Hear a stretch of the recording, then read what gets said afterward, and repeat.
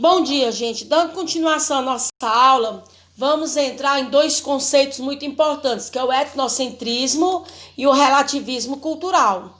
São duas situações que a gente tem que trabalhar bastante. Primeiro, etnocentrismo é uma forma de considerar que o seu grupo étnico, sua nação, que a sua nacionalidade é mais importante do que qualquer outra do mundo.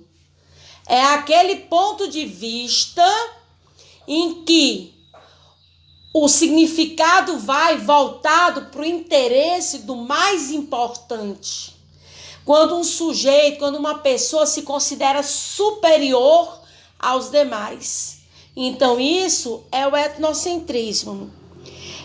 Como eu coloquei, é um conceito antropológico usado para definir atitudes nas quais consideramos nossos hábitos e condutas superiores a outros. Quando a gente trabalha a questão do etnocentrismo, a gente tem muito a ver com aquela questão da xenofobia. A xenofobia, para quem não sabe, nada mais é do que preconceito e discriminação a outra nacionalidade. Nós temos um exemplo muito grande de xenofobia, por exemplo, nos Estados Unidos. Não estou dizendo que faz parte da cultura de todos, mas uma boa parte dos americanos se consideram superiores aos demais. Outro país também muito destacado pela xenofobia é a Argentina. A Argentina, eles se veem, de uma certa forma, como os europeus da América Latina.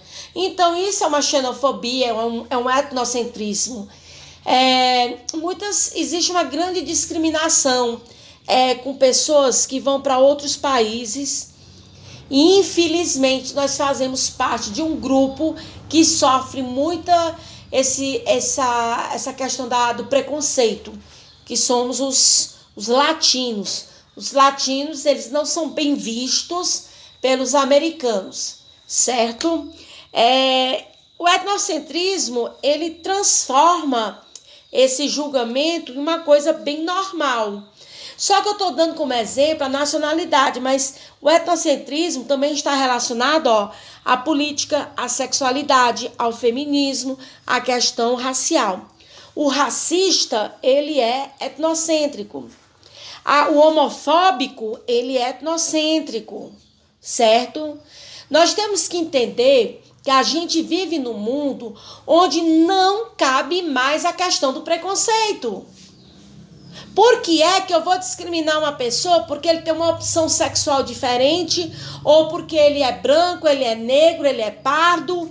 Por que eu vou discriminar homens e mulheres? Nós não temos mais condição de suportar tanto preconceito, tanta discriminação. Então, tudo isso faz parte do etnocentrismo. Do ponto de vista sociológico, porque a sociologia estuda o etnocentrismo, que opõe ao conceito de alteridade, ou seja, é a preocupação e a valorização do outrem. A sociologia estuda esses dois aspectos. O preconceito, ele pode ser considerado, sim, uma manifestação etnocêntrica, porque coloca em desvantagem aquilo que não faz parte do próprio grupo. Bom, se eu sou branca, por que eu vou aceitar um negro? Se eu sou heterossexual, por que eu vou aceitar um homossexual? Esse tipo de pensamento não existe mais. Nós somos todos iguais, independentes da nossa opção sexual, independente do nosso gênero, independente da nossa cor. E é isso que eu quero que vocês entendam. Porque o etnocentrismo nos permite essa possibilidade de entrar nessa brecha, de trabalhar a questão de aceitar e respeitar o próximo, independente de como ele for. Por que é que eu vou ser melhor do que vocês ou vocês vão ser melhores do que eu? Todos somos iguais. Agora, veja bem, eu estou falando do etnocentrismo. Agora, saber diferenciar o certo do errado é primordial. Todos nós sabemos o que é certo e sabemos o que é errado. O que nós temos que mudar é a nossa forma de acreditar que em algum momento, em alguma situação, nós somos melhores do que os outros. Porque, na verdade, nós não somos melhores do que ninguém. Somos todos iguais. Então, se fôssemos julgar, um exemplo, o que acontecia na sociedade da Grécia Antiga, por exemplo, nós adotamos nossos próprios modelos sociais. Então, por que a gente ia julgar na Grécia Antiga a democracia, onde as mulheres eram consideradas iguais a um escravo? Ou seja, não tinha nem a mulher nem o escravo tendo direito a nada, não tinha direito a voto, não tinha direito a absolutamente nada. Então, se a gente fosse julgar no pé da letra, a gente veria que isso é uma coisa muito antiga, vem lá de trás. Vários exemplos da história mostram, né, que apenas os homens eram considerados cidadãos. O homem podia votar, a mulher não podia. O homem dominante da classe, da elite, poderia votar. O homem escravo não podia votar. Então, a democracia grega tem que ser entendida no seu contexto e não na sua visão social atual, que é o que a gente costuma fazer. Ah, mas lá no passado era assim. Tudo é um reflexo. E a gente tem que tomar muito cuidado para a gente não pecar nessa questão dos nossos reflexos, certo? Bem aqui está falando, ó, que temos o etnocentrismo tem as dimensões intelectuais e afetivas, racionais, psicológicas. Fala sobre comportamentos preconceituosos, sobre a questão dos xenófobos, que é a xenofobia. Para vocês terem uma ideia do que é o etnocentrismo no pé da letra, deixa eu dar um exemplo aqui. Quantos de vocês já não ouviram alguém contando da discriminação com o nordestino? Como se o nordestino fosse inferior.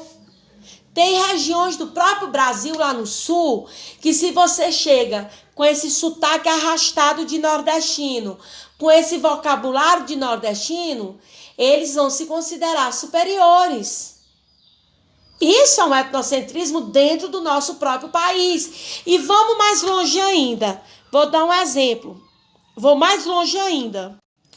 Então, vocês entenderam o que eu estou falando? Eu vou dar um exemplo aqui dentro do próprio Piauí. Estou falando do estado. Eu já presenciei ataques de preconceito de pessoas que nascem em Teresina com pessoas do interior.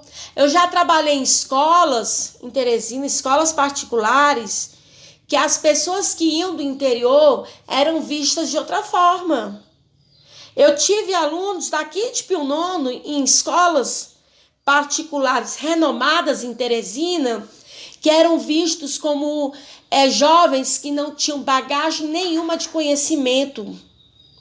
Ah, fulano é do interior, fulano é matuto. Então, o etnocentrismo não vai muito longe da gente, não. Certo? Vocês têm que tomar muito cuidado com isso aí. Já quando a gente fala de relativismo cultural,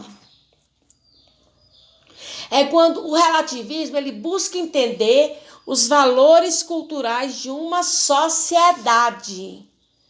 Vocês viram o que eu acabei de falar? Busca entender os valores sociais de os valores culturais, de uma sociedade a partir dos padrões vigentes desse grupo social.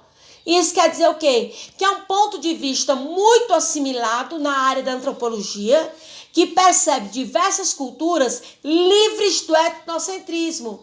Ou seja, o observador ele é imbuído dessa visão, procura evitar julgamento e outras pessoas por meio de sua própria visão do mundo, de suas experiências.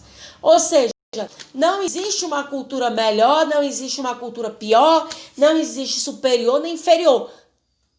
Nós temos que entender que o relativismo cultural, de uma forma adequada, define que todas as culturas devem ser reconhecidas e valorizadas. É a visão de que do que é verdade e falso, certo e errado. padrões de raciocínio, procedimentos de justificação, certo? As condições de avaliar. Então, tudo isso faz parte do relativismo cultural, que é o entendimento de que uma cultura é autoridade para si mesma, que ela é diferente, a sociedade é diferente, por isso apresenta costumes, crenças, valores diferentes. O relativismo cultural permite investigar, estudar, analisar ideias, crenças, costumes populares. Vocês estão entendendo? Então, o observador, ele se dispa completamente de preconceitos. O relativismo cultural pode ser visto no estudo das comunidades nativas que apresentam costumes bem diferentes. Ainda existem tribos, por exemplo, na Amazônia, em que andam nus. Isso é errado? Não. Será que eu posso julgar os chineses por comerem animais como ratos? Não. Certo? Então, é uma forma de aceitar o que é diferente e considerando do ponto de vista aceitável. Mas a gente tem que ver o seguinte: para a gente entender bem o que é relativismo cultural, é preciso se aprofundar no etnocentrismo. A gente tem que entender uma para compreender a outra. Olha essa imagem que eu botei no material de vocês. Na Índia, é estranho. Olha como eles olham para essa criança bem branquinha. Vocês estão vendo? É uma questão cultural. É preconceito? Não, não é preconceito. Mas é porque para esses indianos, é diferente ver uma criança bem branquinha, com cabelinho bem lourinho. Então, o relativismo, ele entende que não há verdade absoluta no âmbito moral e no campo cultural. Por isso, propõe uma abordagem cultural e moral sem julgamentos. Eu queria que vocês lessem bem direitinho todo esse material, porque ó essa frase aqui de um filósofo e historiador, Oswald Spengler, que diz assim: toda cultura tem seu próprio critério, no qual começa e termina sua validade. Não existe moral universal de nenhuma certeza. Eu quero que vocês façam uma reflexão sobre essa frase que eu acabei de ler para vocês. Certo? Vamos ver bem aqui as críticas ao relativismo. Ele é muito criticado porque consideram ele contraditório. Se tudo é relativo, essa afirmação de que tudo é certo também é relativo, certo? Na verdade, pode ser desmontado em falácia. Falácia é quando... Como é que eu posso dizer que tudo é relativo? Então, o próprio conceito de relativismo é relativo. É uma falácia, é uma possibilidade. Se concordamos com um relativismo cultural, sendo aquele que não pode julgar nem interferir numa cultura, ela pode cometer erros de acordo com a dignidade humana. Para nós, algumas coisas que são consideradas erradas pela própria sociedade, questão de hábito mesmo, de cultura, ela pode ser questionada. Olha aí o que a advogada iraniana diz. A ideia do relativismo cultural é apenas uma desculpa para violar os direitos humanos. Por que ela disse isso? Bom, se tudo é correto você ir contra os princípios humanos e ir contra os direitos humanos? Não. Então fica aqui uma reflexão para vocês. Eu quero que vocês avaliem essas duas frases. A do filósofo alemão e da advogada iraniana. Certo? Lá nas atividades eu vou explicar direitinho como é que eu quero. Leiam os slides que eu vou colocar. Uma boa tarde e até o nosso próximo encontro.